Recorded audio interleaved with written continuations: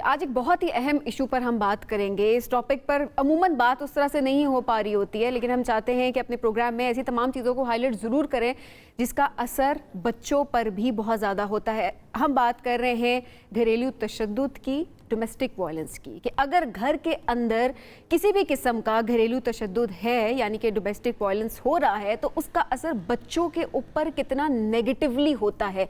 बच्चों की शख्सियत और उनकी ग्रोथ किस तरह से रुक जाती है, किस तरह से उनकी ज़िंदगी मुतासिर होती है इससे, और आगे चलकर इसका कितना लॉन्ग टर्म इम्पैक्ट उनकी शख्सियत के ऊपर, उनके जहन के ऊपर होता है, जिससे आगे ज़िंदगी में उन्हें एक्सेल करने में बहुत मुश्किल हो रही होती है। स्पेशली उस फेज से बाहर निकलने में, उन मेमोरीज से बाहर निकलने में कितनी मुश्किल हो रही होती है। इसी हवाले से बात करेंगे। हमारे साथ इस वक्त माहिर नफ्सियात और mental health advocate Neena Siddiqui साहिबा मौजूद है। नीना साहिबा, बहुत शुक्रिया प्रोग्राम में ज्वाइन करने के लिए। नीना साहिबा, डोमेस्टिक वायलेंस की बात की जाए कि इस अमूमन यही समझा जाता है कि मियाँ बीवी का मसला है, मियाँ बीवी का मसला है, लेकिन बच्चे जिस तरह से उस सारे माहौल को देख रहे होते हैं, उस तशद्दुद को देख रहे होते हैं, उनकी शख्सियत पर कितना बुरा असर होता है इसका?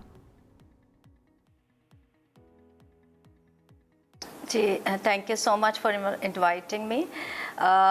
बेसिकली जो है वो घरेलू तशद्दुद जो है वो खाली फ़िज़िकल वायलेंस नहीं होता, यानी कि जिस्मानी तशद्दुद कि आपने बच्चों को जो है वो मारपीट करी, बल्कि इसका बहुत बड़ा हिस्सा जो है वो नफ्सियाती तशद्दुद होता है। यानी कि बच्चे को आपने अब्यूज़ करा या बच्चे को आपने इंसल्ट करा, उसको जो है वो उसके साथ ज़्यादती करी, उसको उसके हुकूक नहीं दिए, और जो है वो मेंटल हेल्थ जो है वो अब यूएन ने एक ह्यूमन राइट का है, तो यूनिसेफ ने भी ये सारे राइट्स जो हैं वो आउटलाइन किए हुए हैं। WHO की वेबसाइट पे भी ये एक इंसानी हक़ है कि हर इंसान का जो इस दुनिया में आता है कि उसके ऊपर नफ्सियाती दबाव ना हो जो कि उसकी फ़िज़िकल हेल्थ और उसकी मेंटल हेल्थ को इफ़ेक्ट करे।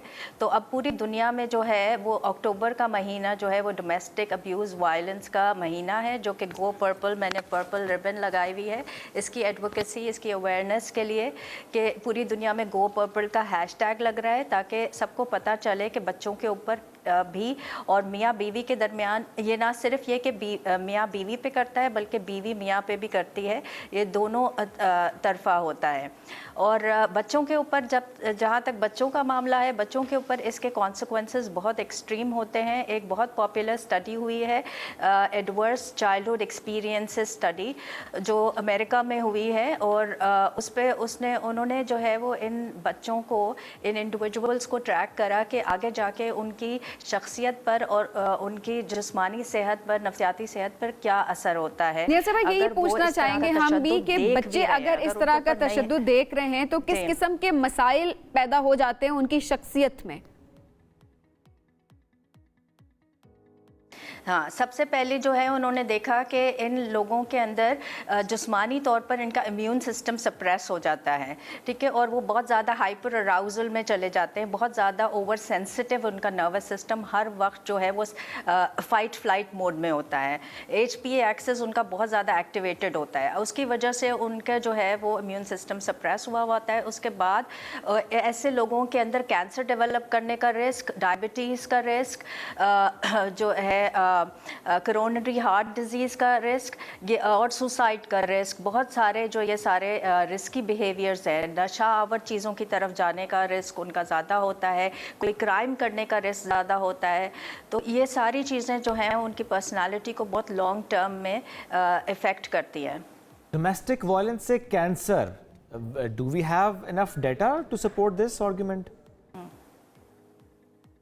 जी, एडवर्स चाइल्डहुड एक्सपीरियंस की स्टडी जो है वो अगर आप गूगल कर लें तो पूरी दुनिया में ये मिड 90s में अमेरिका में हुई है, और इसकी बहुत सारी रेप्लिकेशंस भी हुई हैं। जी, तो इससे वर्ल्ड हेल्थ की ऑर्गेनाइजेशन की आप वेबसाइट पे जाएं और डोमेस्टिक वायलेंस के कॉन्सिक्वेंसेस देखें। अगर इमोशनल कॉन्सिक्वेंसेस और फिजिकल कॉन्सिक्वेंसेस देख तो उसमें बिल्कुल क्लियरली हाईलाइट हुआ है उनकी वेबसाइट पे कि ये। और अब इसको जरा पाकिस्तान के कॉन्टेक्स्ट में नीना साहिबा समझने की कोशिश करते हैं कि डोमेस्टिक वायलेंस एक बड़ा इशू तो है, लेकिन हम यही देखते हैं कि पाकिस्तान में जब भी कोई केस रिपोर्ट होता है, वैसे तो बहुत से केसेस रिपोर्ट ही नहीं होते, लेकिन जो रिपोर्ट होते भी हैं उसमें भी मोस्टली हम यही देखते हैं कि जिसने किया होता है और जिस पर हुआ होता है, जब उनकी बात हो जिस पर हुआ होता है वही माफ़ कर देते हैं, ज़रा क्योंकि फैमिली में हो रहा होता है, کسی فیملی ممبر نے کیا ہوتا ہے. ریاست مدعی نہیں بنتی, اور جب ریاست مدعی نہیں بنتی تو پھر معاملہ آگے بڑھتا نہیں ہے. ایسے میں نئے قوانین کا ہونا اور ان کا اطلاق ہونا کتنا اہم ہے تاکہ اس کا سدباب ہو سکے؟ جی بالکل, قوانین تو اس کے لیے ہیں پاکستان میں, لیکن یہ کہ ان کے اوپر عمل نہیں ہوتا, اور وہ جو ہے وہ ایسے کیسز آپ نے جیسے کہا کہ رپورٹ نہیں ہوتے. تو یہ جو ہے وہ بہت ہائی لیول پہ جو ایکس کو ایگزیکیوٹ کرنے کے لیے باقاعدہ پلانز ہوتے ہیں. اگر آپ یونیسیف کی ویب سائٹ پہ جائیں تو انہوں نے ابیوز کنٹرول کی پوری پریونشن پلانز اور ان کی اویئرنیس پلانز ہیں کہ وہ اسکول میں بھی بچوں کو اس چیز کی تعلیم دیتے ہیں کہ جنسی تعصب ہو, تشدد ہو, یا پھر ان کو جسمانی ہو یا ان کے اوپر نفسیاتی تشدد ہو رہا ہو تو وہ کیا ہوتا ہے. اینیمیٹڈ ویڈیوز باقاعدہ یونیسیف پہ لگی ہوئی ہیں بچوں کو ان کے ایج اپروپریٹ لیول پہ وہ سمجھ سکیں کہ اچھا یہ ابیوز ہے, یہ میرا حق ہے, یہ مجھے ملنا چاہیے, اگر یہ مجھے نہیں مل رہا ہے تو مجھے کسی کو بتانا ہے کہ یہ میرے ساتھ ہو رہا ہے. تو بچے وہاں کے تو بڑے اویئر ہیں, ان کو سب پتہ ہے کہ کس وقت ان کے ساتھ زیادتی ہو رہی ہے اور کس وقت ان کو رپورٹ کرنا ہے اور کن کو رپورٹ کرنا ہے. اور یہ بھی میں کہنا چاہوں گی کہ دیکھیں یہاں پر جو تاثر ہے وہ یہ ہے کہ جو اگر ڈومیسٹک وائلنس ہو رہا ہے تو وہ پرسنل میٹر ہے. یہ پرسنل میٹر نہیں ہے, یہ ایوری بڈیز بزنس ہے. This leads to death, this leads to suicide, this leads to murder. تو یہ کوئی مذاق نہیں ہے, اس کو بہت جو ہے وہ سیریسلی جو ہے وہ ہماری سوسائٹی کو لینا چاہیے جیسے کہ پوری دنیا میں لیا جاتا ہے. یہاں پر دیکھیں ابیوز کی جب آپ بات کریے تو ہمارے ہاں صرف فزیکل ابیوز کو ابیوز سمجھا جاتا ہے. میں تو کہوں گی اس کو بھی اتنا سیریس نہیں لیا جا رہا ہوتا کہ کوئی نہیں, میاں بیوی کی بات ہے, آپس میں ہے اس طرح کی کمپلیکیشن سے اس کے بعد ٹھیک ہو جائیں گے تھوڑی دیر کے بعد. مینٹل ابیوز کے بارے میں میں چاہوں گی کہ تھوڑا سا آپ آغاز ضرور کریں کہ مینٹل ابیوز کیا ہوتا ہے.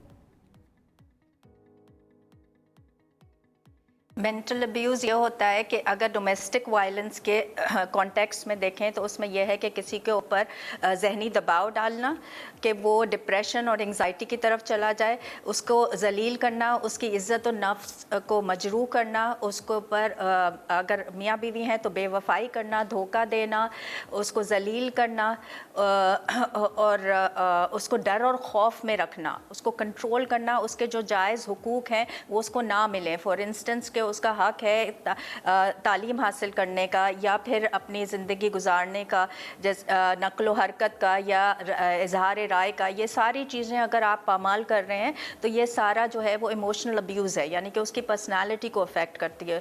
تو یہ سب جو ہے وہ ذہنی طور پر اگر آپ مینٹلی طور پر کسی کو افیکٹ کر رہے ہیں تو وہ سب ایموشنل ابیوز میں آتا ہے. اور ظاہرہ اس کا پھر ایک بڑا نیگیٹو امپیکٹ اس شخص پر آتا ہے جو ابیوز ہوتا ہے. بہت شکریہ نینا صاحبہ.